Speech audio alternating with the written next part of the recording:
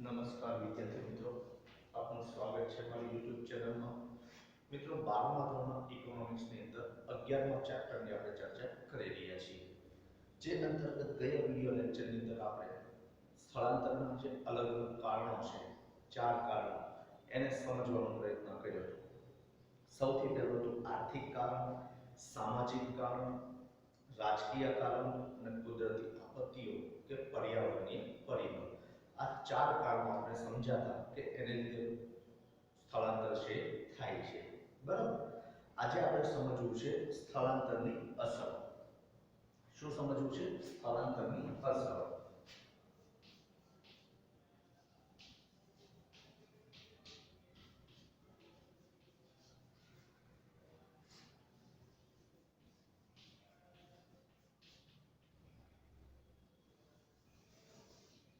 હવે વિદ્યાર્થી મિત્રો, જ્યારે અસરોની ચર્ચા કરી રહ્યા છીએ ત્યારે તમને ખ્યાલ છે કે કોઈ પણ અસર હોય એ પોઝિટિવ પણ હોય અને નેગેટિવ પણ હોય. બરાબર. જેમ કે મોબાઈલ લોકોને એકબીજાથી નજીક કર્યા, લોકોને એકબીજાની બાબતો છે એ ઝડપથી જાણવાનો મોકો આપ્યો. કારણ કે ઇન્ટરનેટના માધ્યમથી આજે અમેરિકામાં શું બની રહ્યું છે એ પણ આપણે જાણી શકીએ છીએ. ન્યૂઝપેપર છે એ આપણા મોબાઈલની અંદર વાંચી શકીએ છીએ. એની સામે ઘણી બધી નેગેટિવ બાબતો પણ છે. એ જ રીતે સવારે વહેલે જાગવાના ઘણા બધા પોઝિટિવ પાસા છે, પણ લાંબુ સૂઈ ન શકાય એ નેગેટિવ પાસો છે. જો તમારી માટે વાત કરું, કારણ કે તમને અત્યારે વહેલું જાગવું એટલે સૌથી વધારે મુશ્કેલ પડતું છે, એમાં શિયાળાના દિવસો. બરાબર. તો હવે જ્યારે આપણે કોઈ પોઝિટિવ અને નેગેટિવ બાબતોની ચર્ચા કરતા હોઈએ, અત્યારે ઓનલાઈન શિક્ષણ, તમારું શિક્ષણ ન બગડે એ પોઝિટિવ બાબતો છે, પણ આનાથી તો કે ઘણી બધી નેગેટિવ બાબતો, કારણ કે ઘણા વિદ્યાર્થીઓ વિડીયો જોતા નથી, ઘણા વિદ્યાર્થીઓને વિડીયો સમજાતા નથી, ઘણા વિદ્યાર્થીઓ ઘરે હોમવર્ક કરતા નથી. આ બધી નેગેટિવ બાબતો છે, વાલીઓને મુશ્કેલી પડે છે. તો આવી રીતે કોઈ પણ બાબતો હોય એની પોઝિટિવ અને નેગેટિવ આ બંને બાબતો આપણી સામે આવવાની છે. બરાબર. તો આપણે જે સ્થળાંતરની અસરોની વાત કરવાની છે એમાં હકારાત્મક અસરો અને નકારાત્મક અસરો આ બંનેની ચર્ચા આજે કરવી છે. તો સૌથી પહેલા આપણે જોઈએ છીએ હકારાત્મક અસરો. કઈ અસરો જોઈએ છીએ? હકારાત્મક. પહેલી અસર,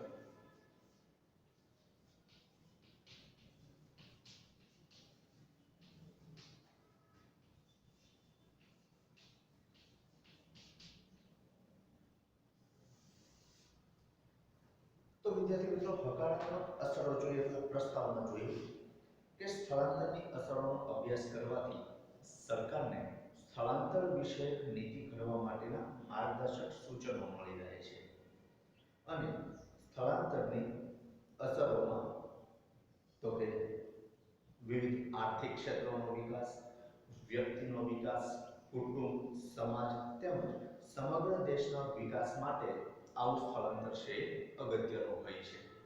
તો આ હતી પ્રસ્તાવના. હવે સ્થળાંતર અસરોની અંદર પહેલું કીધું છે આવકમાં વૃદ્ધિ.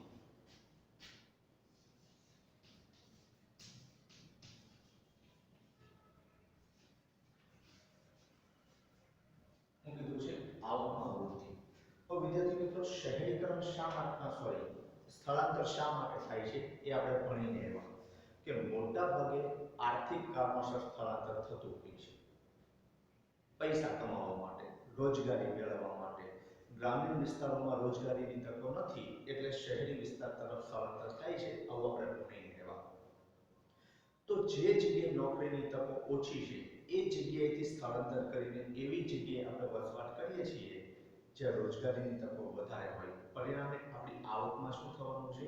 વધારો થવાનો છે. બરાબર.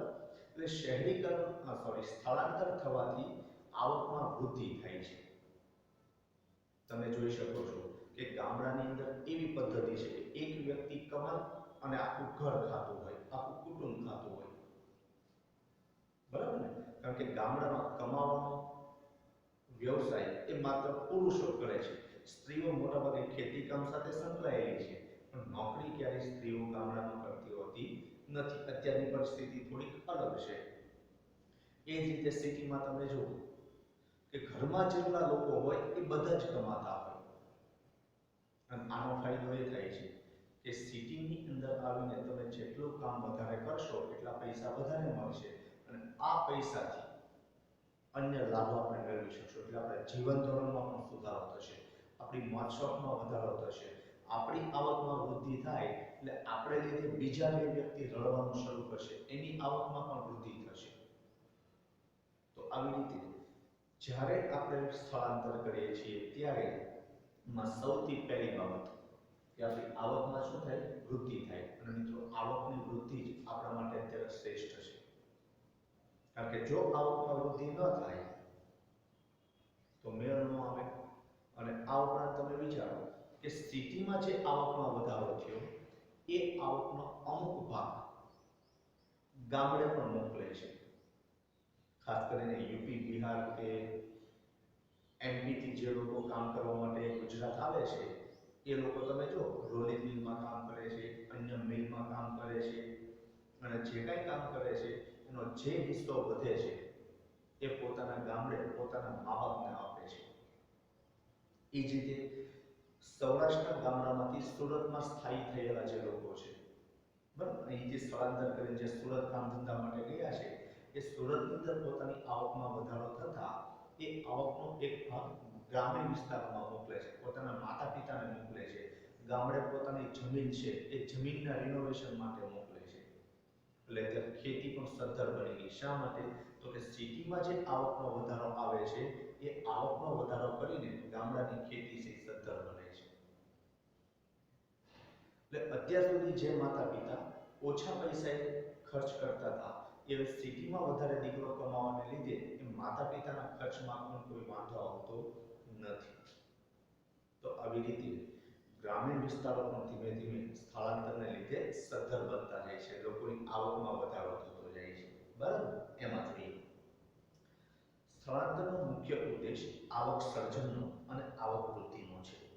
જે લોકો ગામડામાંથી શહેરોમાં કમાવા માટે જાય છે તેઓ પોતાની કમાણીનો કેટલો ભાગ પોતાના કુટુંબને મોકલે છે, જેને પરિણામે વતનમાં વસતા કે રહેતા કુટુંબના સભ્યોના જીવન ધોરણમાં પણ સુધારો થાય છે.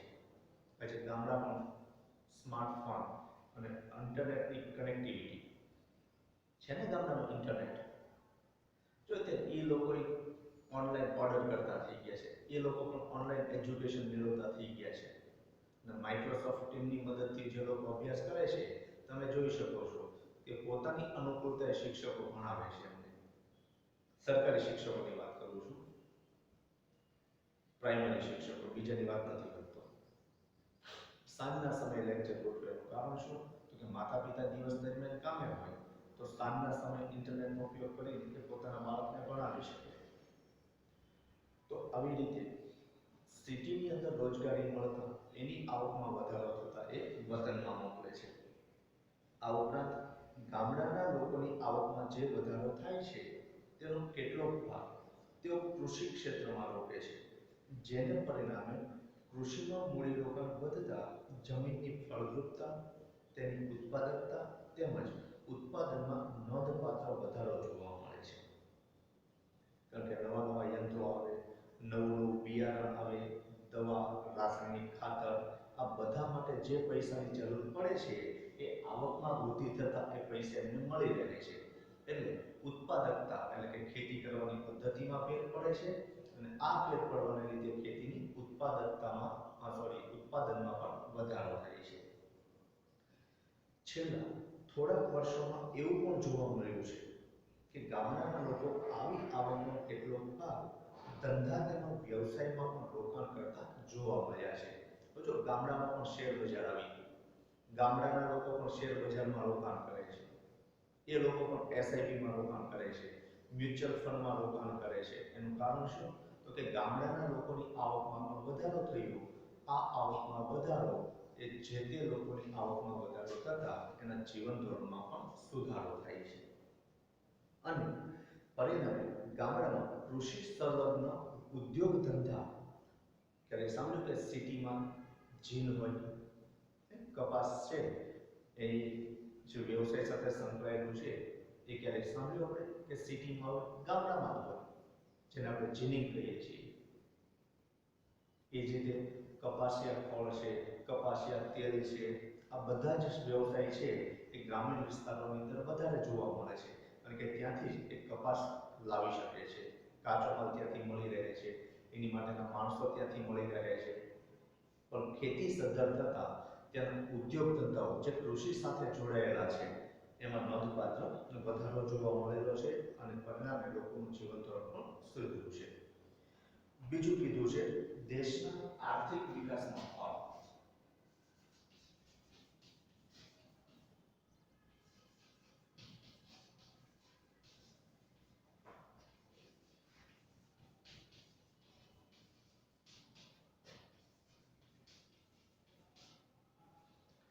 હવે વિદ્યાર્થી મિત્રો દેશના આર્થિક વિકાસમાં ફાળો એટલે શું? તો હમણાં જ આપણે ભણીને એમાં કે મૂડી રોકાણમાં વધારો થાય છે. કેમ? તો કે સિટીમાં જે વધારાની આવક છે એ આવક ગામડામાં જશે અને આને લીધે દેશના અલગ અલગ ધંધા વ્યવસાયની અંદર કેટલું બધું મૂડી રોકાણ જોવા મળશે. એટલે જેટલું મૂડી રોકાણ વધારે એટલા દેશમાં ઉત્પાદનનું પ્રમાણ વધારે, જેટલી આવક વધારે એટલી આરોગ્યની સગવડતાઓ સારી, આરોગ્યની સગવડતાઓ સારી એટલી કામ કરવાની શક્તિમાં વધારો થશે. જે પણ દેશ માટે જરૂર છે એ તમામ પ્રકારના શ્રમિકો પૂરા પાડશે. આ સિવાય એવું કહી શકીએ કે જે વેપાર ધંધામાં રોકાણ થાય છે એ આપણા જ દેશનું થાય છે. શેનું થાય છે? આપણા દેશનું જ રોકાણ થાય છે. એટલે વિદેશી ચલણની જે માંગ હતી, વિદેશી મૂલ્યમની જે માંગ હતી એ ધીમે ધીમે કરતા ઘટતી જશે, એમાં ઘટાડો જોવા મળશે. કારણ કે અત્યાર સુધી એફડીઆઈ વધતું હતું, આપણા દેશના લોકો એટલું બધું શેર બજારમાં રોકાણ નહોતા કરતા, પણ જેમ શેર બજારમાં આપણા લોકો રોકાણ કરવા લાગ્યા, આપણી આવકમાં વૃદ્ધિ થવા લાગી, એમ વિદેશી મૂલ્યમનનું પ્રમાણ ઘટવા લાગ્યું. આપણી આયાતોની સામે નિકાસનું પ્રમાણ વધ્યું. કેમ? તો કે દેશની અંદર ઉત્પાદનમાં વધારો થયો, ઉત્પાદકતામાં વધારો થયો, જોઈએ એવા શ્રમિકો મળવા લાગ્યા. સમજે છે? તો પરિણામે દેશનો ઝડપી આર્થિક વિકાસ ક્યારે થાય? તો કે જ્યારે દેશની અંદર જરૂર છે એની કરતાં વધારે આપણે ઉત્પાદન કરી શકીએ. તો અત્યારે આપણે એ સંદર્ભે પહોંચી શક્યા છીએ, એ પ્રક્રિયા તરફ આગળ વધી રહ્યા છીએ. દેશ આત્મનિર્ભર બનતો જાય છે. વિદેશો ઉપરનું જે આપણું ડિપેન્ડ હતું, વિદેશો ઉપરનો જે આપણો આધાર હતો એ ધીમે ધીમે ઘટતો જાય છે. પહેલા અલગ અલગ રસી માટે આપણે વિદેશો પર આધાર રાખવો પડતો હતો, હવે એ જ રસી ભારતમાં બનવા લાગી અને આપણા વૈજ્ઞાનિકો પણ એટલા આગળ વધે છે. આપણે એપીજે અબ્દુલ કલામ સાહેબની મદદથી સારામાં સારા અંતરિક્ષમાં આપણે પ્રયાણ કરી શકીએ છીએ, સારામાં સારા ઉપગ્રહો આપણે છોડી શકીએ છીએ. એમ મિસાઇલ મેન કેટલી બધી મિસાઇલ આપણે છોડી શકીએ છીએ. તો આ બધી બાબતો એ દેશના વિકાસ માટે જરૂરી છે. તો આ બધી જ બાબતોને લીધે એમ કહી શકાય કે જેમ જેમ સ્થળાંતર થાય, કારણ કે એ લોકો કામ કરતા લોકો જે છે એ એમ કે પ્રકારે અલગ અલગ જગ્યાએથી એકઠા થઈને કામ કરશે. આપણે વાત કરી હતી કે અત્યારે બોમ્બે છે એ ભારતનું આર્થિક પાટનગર કહેવાય, કારણ કે મોટાભાગની આર્થિક પ્રવૃત્તિઓ બોમ્બેમાં, તમામ પ્રવૃત્તિઓ આવી જાય. પછી ફિલ્મ ઇન્ડસ્ટ્રી હોય, ઉદ્યોગ ધંધા હોય કે બીજો કોઈ વ્યવસાય હોય, બોમ્બેમાં તમામ પ્રકારના ધંધાઓ છે. તો મિત્રો ત્યાં તમે જો કે કેટલા લોકો કહેવાય છે ને કે બોમ્બેમાં રોટલો મળે પોટલો ન મળે, રહેવા માટેની જગ્યા જ નથી. અને એટલે જ બોમ્બેની ધારાવી ઝૂંપડપટ્ટી છે એ એશિયાની સૌથી મોટી ઝૂંપડપટ્ટી કહેવાય છે. બીજે કંઈ ઘર ન મળ્યું તો ઝૂંપડા બાંધીને રહેવાનું શરૂ કર્યું, કારણ કે કામ ધંધો તો બોમ્બેમાં જ કરવાનો હતો. સમજે છે? તો ભલે ઝૂંપડપટ્ટીનું પ્રમાણ વધે છે, એની સામે બોમ્બેની અંદર બોમ્બેનો વિકાસ તમે જો, મહારાષ્ટ્ર આખું આજે જે કંઈ ગણાય છે એ બોમ્બેને લીધે છે. તો આ રીતે દેશના ઝડપી વિકાસમાં સ્થળાંતરને લીધે ફાળો મળે છે. એમાં જોઈએ કે જ્યારે દેશની વસ્તી અન્ય દેશોમાં સ્થળાંતર કરે છે ત્યારે આવી વસ્તી પોતાની કમાણીનો કેટલો ભાગ પોતાના વતનમાં વસતા પોતાના કુટુંબીજનોને મોકલે છે.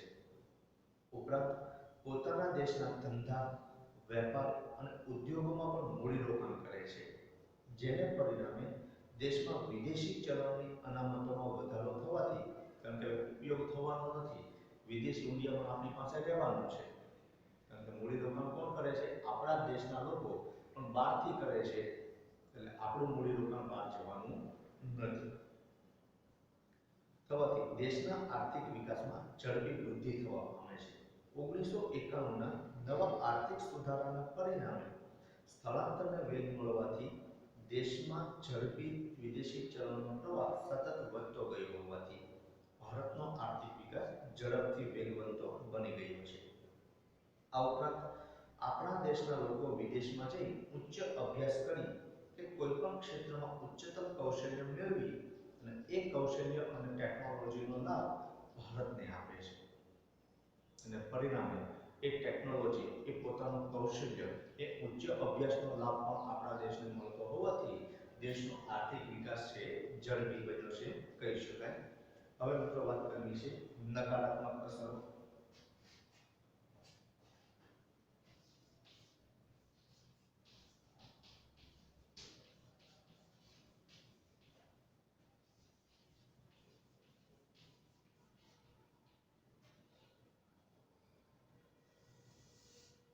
તો મિત્રો નકારાત્મક અસર,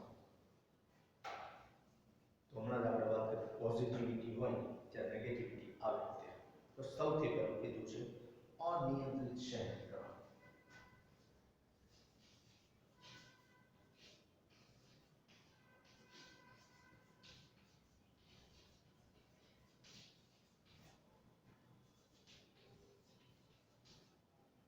શું કીધું છે? અનિયંત્રિત શહેરીકરણ. એને સમજીએ, પેલા પ્રસ્તાવના છે એને સમજી લઈએ કે ઉપયુક્ત જીવ સ્થળાંતરની હકારાત્મક અસરો સાથે સ્થળાંતરની કેટલીક નકારાત્મક અસરો પણ જોવા મળે છે, જેને કારણે ગામડામાંથી અલ્પ શિક્ષિત, અકુશળ, અલ્પ કૌશલ્ય ધરાવતા ગરીબ લોકો રોજગારી મેળવવા શહેરો તરફ ધકેલાય છે.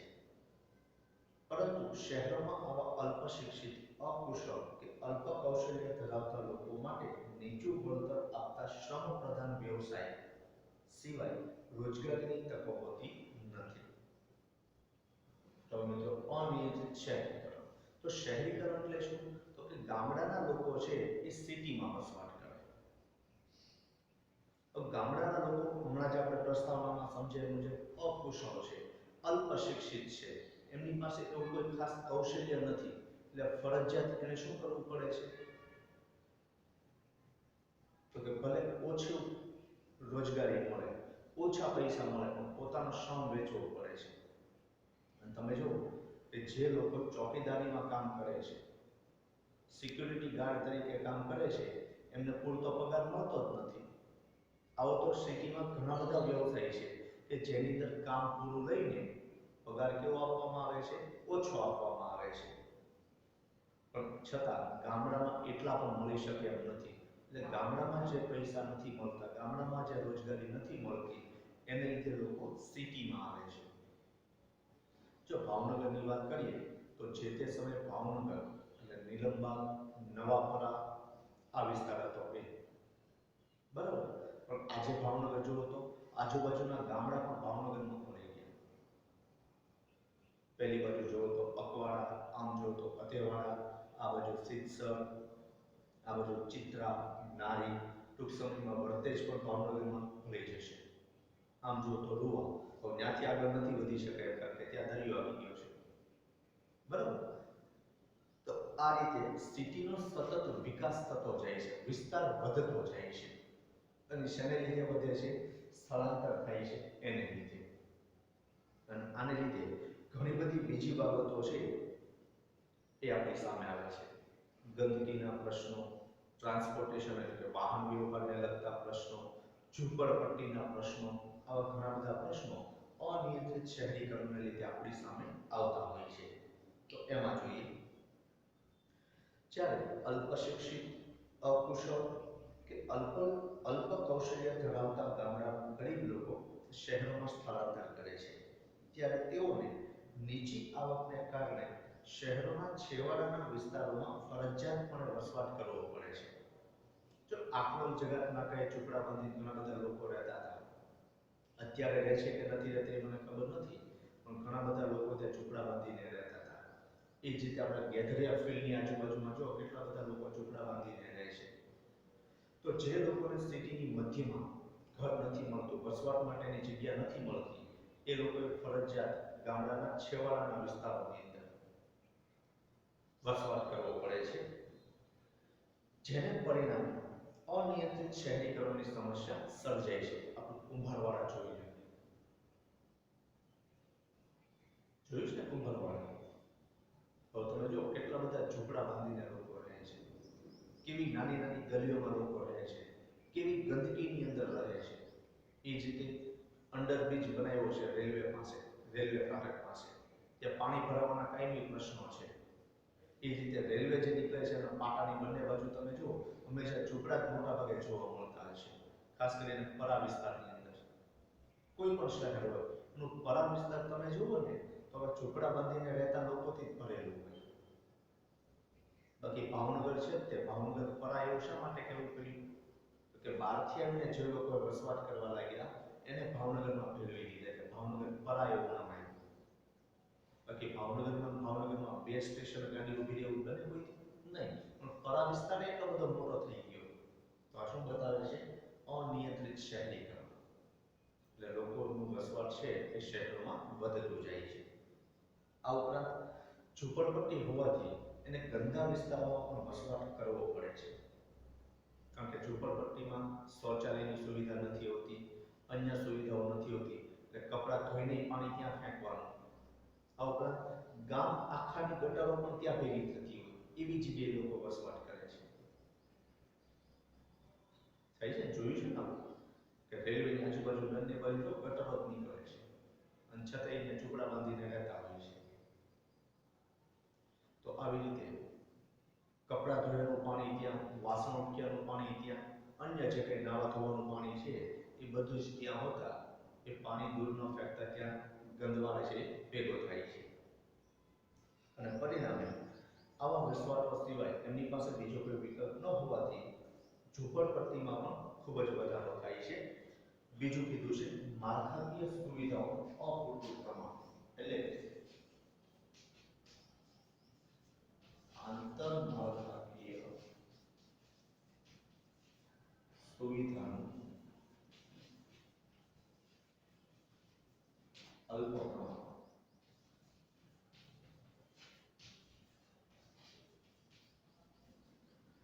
તો ખાસ કરીને છેવાડાના જે વિસ્તારો છે એ વિસ્તારોની અંદર સરકાર તરફથી મળતી મોટાભાગની આંતરમાળખાકીય સુવિધા, જેમ કે વાહન વ્યવહારની સુવિધા, સંદેશા વ્યવહારની સુવિધા, વીજળી, પીવાનું પાણી, આરોગ્યની સુવિધા, આ ઉપરાંત શિક્ષણની સુવિધા, આવી બધી સુવિધા છે એ નથી જોવા મળતી.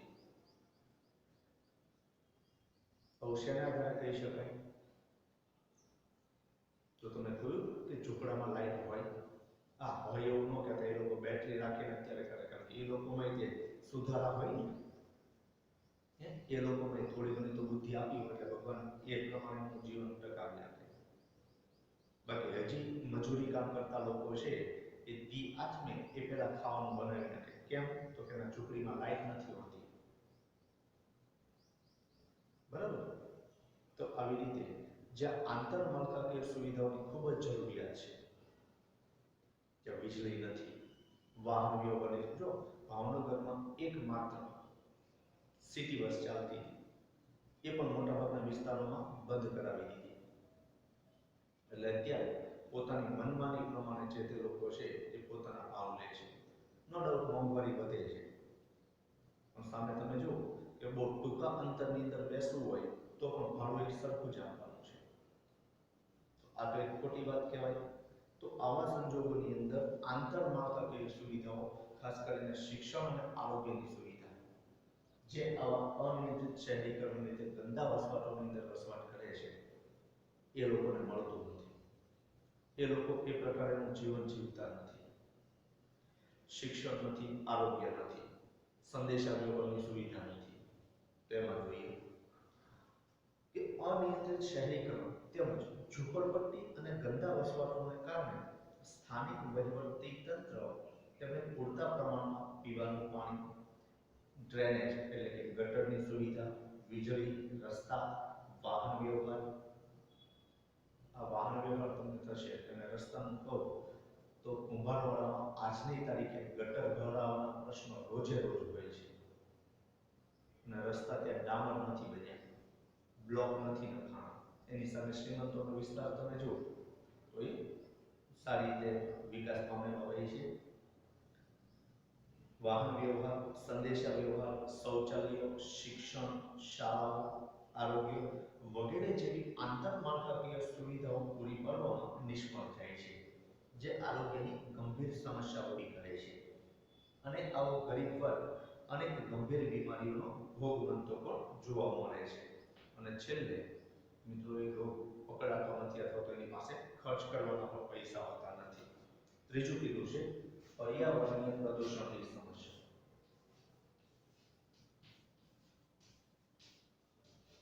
પર્યાવરણીય પ્રદૂષણની સમસ્યા.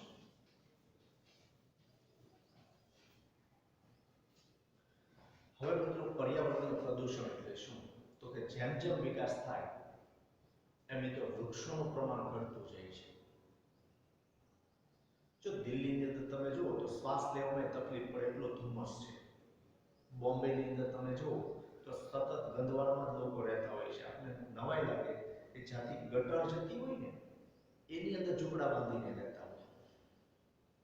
લેટ્રિન જવા માટે પણ પથ્થર લઈ લેવાનું, પાછો પથ્થર મૂકી દેવાનું, બધું ઘરમાં જ હોય. બીજાની ગટર આપણા ઘરમાંથી જતી હોય, એને માત્ર પાણા ઢાંક્યા હોય, એમાંથી કેવી વાસ આવતી હોય. વાહન વ્યવહારનું પ્રમાણ સ્થળાંતરને લીધે વધતું જાય છે, તો એમાંથી ધુમાડો નીકળવાનું પ્રમાણ છે એ પણ આપણા આરોગ્યને તકલીફ પહોંચાડે છે.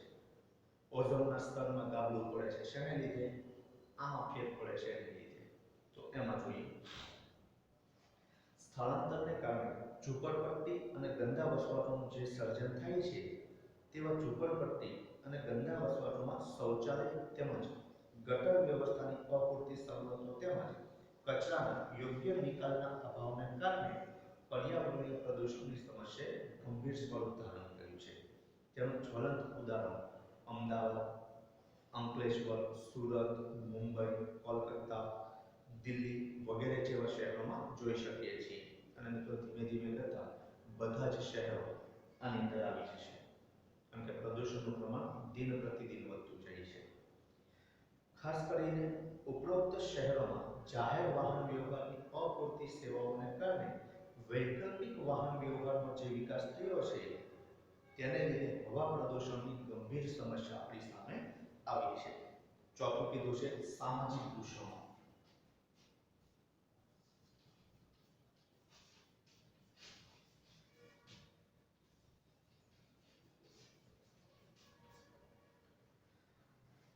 મિત્રો સામાજિક દૂષણો તો ગામડામાં આજની તારીખે હજી મિત્રો બળાત્કારના કેસ ઓછા હશે, જ્યારે સિટીમાં ગામડામાં ખૂન કરવાનું પ્રમાણ ઓછું છે, જ્યારે સિટીમાં ચોરીનું પ્રમાણ ગામડામાં ઓછું હોય, અને હોય તો નાનું મોટું હોય જે આપણને ખબર ન પડે. બાકી સિટીમાં જે ચોરી થઈ એ તમે જોઈ શકો છો. તો આવી રીતે મારફાડ, લૂંટફાટ, ચોરી, આત્મહત્યા આ બધું શું છે? સામાજિક દૂષણ છે.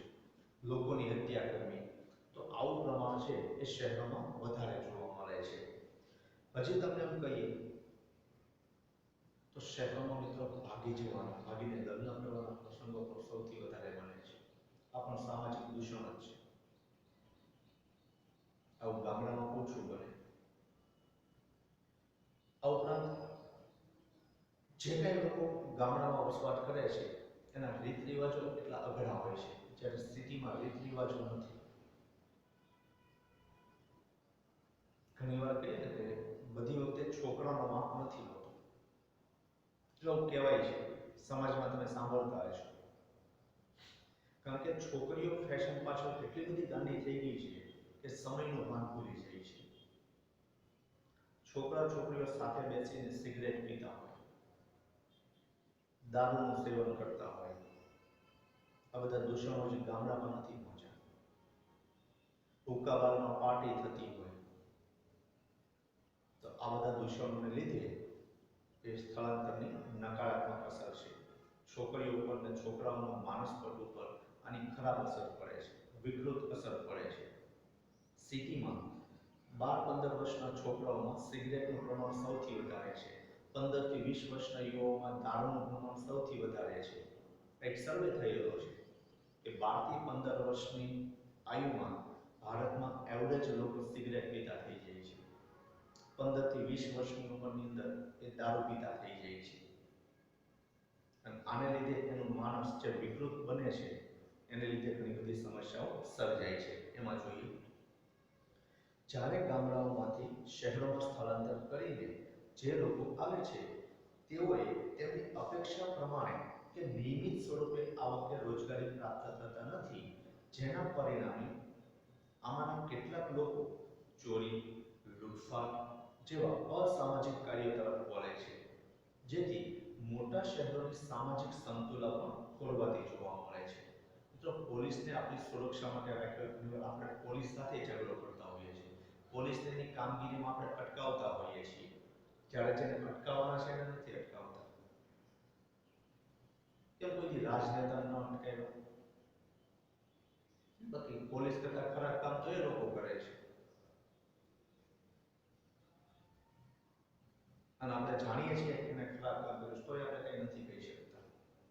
જ્યારે પોલીસવાળા બિચારા પોતાની ડ્યુટી કરવા માટે આવે છે અને છતાં આપણે એને રોકીએ છીએ, એની સાથે ઝઘડો કરીએ છીએ. આપણી પાસે લાયસન્સ નથી તો આપણે પોલીસ સાથે કરીએ છીએ, નથી લાયસન્સ, માસ્ક નથી પહેરવું, નથી આપવા. આ બધું કેટલું વ્યાજબી? આવું બધું ગામડામાં થાય નહીં, સિટીમાં થાય. એટલે શહેરોની સામાજિક સંતુલન ખોરવાતી જોવા મળે છે. સ્થળાંતરને પરિણામે પ્રજા વચ્ચે ભાષા, સંસ્કૃતિ, રહેણીકરણી વગેરેને કારણે સામાજિક સંઘર્ષો ઊભા થયા છે. એટલે નવી પેઢી અને જૂની પેઢી વચ્ચે ભાષામાં અત્યારે નામ એવા રાખે કે આપણને એમ થાય કે આવું નામ હશે ખરેખર, એવી ભાષાનો ઉપયોગ કરતા હોય કે ઘરે માતા પિતા છે એ સમજી ન શકે. સંસ્કૃતિમાં તો તમને ખબર જ છે, કહેવાય તો કે ગરબા રમાય છે, ગરબામાં જીન્સ પેન્ટ આવી ગઈ. જે પ્રકારનું ફંક્શન એ પ્રકારના કપડા યોગ્ય નથી. ભલે આપણે એમ કહેતા હોઈએ કે પાર્ટી હોય તો પાર્ટી ટાઈપ કપડાં પહેરવા જોઈએ, મેરેજ ફંક્શન હોય તો મેરેજ ફંક્શન ટાઈપ કપડાં પહેરવા જોઈએ. મિત્રો, આજે નહીં ખબર પડે, આવનારા સમયની અંદર આની સાચી સંઘર્ષતા શું હતી એ આપણને ખબર પડશે. તો આવી રીતે આજના વિડીયો લેક્ચરની અંદર આપણે કુલ 2 બાબતો જોઈ: સ્થળાંતરની હકારાત્મક અસરો અને નકારાત્મક અસરો. હકારાત્મક અસરો 2 છે, એક આવકમાં વૃદ્ધિ અને દેશના ઝડપી વિકાસમાં ફાળો. જ્યારે નકારાત્મક અસરોમાં અનિયંત્રિત શહેરીકરણ, આંતરમાળખાકીય સુવિધાઓનો અભાવ, પર્યાવરણીય પ્રદૂષણની સમસ્યા અને સામાજિક દૂષણ. એટલી બાબતો આપણે જોઈ અને વ્યવસ્થિત સમજજો. અને બીજી કોઈ બાબતો હોય તો તમે મને કહી શકો છો. આ ઉપરાંત મિત્રો, બહુ ખાસ અગત્યની એક બાબતો યાદ રાખજો કે જો અત્યારે તમે સમય બગાડશો ને તો સમય તમને ફેંકી દેશે. એટલે સમયની સાથે જે ચાલ્યા છે એને કોઈ મુશ્કેલી નથી પડી. એટલે સમયની સાથે ચાલજો. સમય ઓનલાઈન એજ્યુકેશનનો છે તો મિત્રો એનો પૂરેપૂરો લાભ લેજો એવી અપેક્ષા રાખું છું. ત્યાં સુધી